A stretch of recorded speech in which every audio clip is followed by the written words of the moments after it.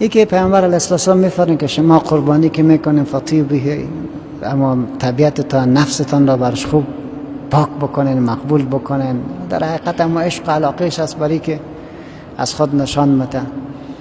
دیگه ما در کدام مشکلی نمیبینیم که ای تو بکوی تو نکو. قضیه آدم نیست که تا این اندازه میکشه، ولی اگر کسی بکنم گناهگار سرش نمیشه که ما بگن گناهگار شد و غلط کار کرد.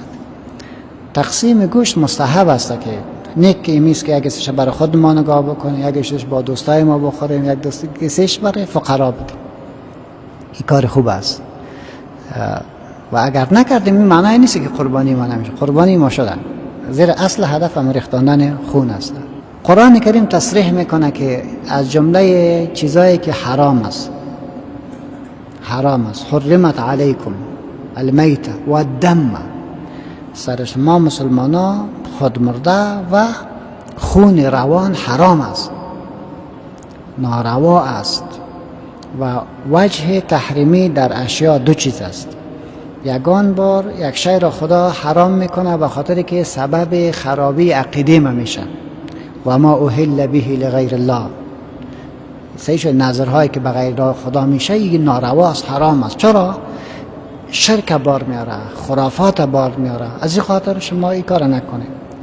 یگان بار یک شی حرام میشه، خبث ظاهری داره، مرض است. دقیق شده؟ والمنخنقة والموقوذة والمتردية والنطيحة وما اکل السبع، این حیوانات رو چرا خدا حرام میکند؟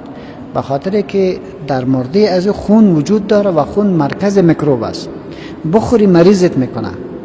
خدا نمیخواد که یک منصفر مریض شود، باید جور باشد. از این خاطر وجه تحریمیش ضرری است که برای بدن ما برمیگردد، ضرری است که به اجتماع ما برمیگردد، مثل شراب و قمار و این چیزا کلش ضرر است که بر ما برمیگرده. و اسلام دینی است که ضرر را حرام میداند.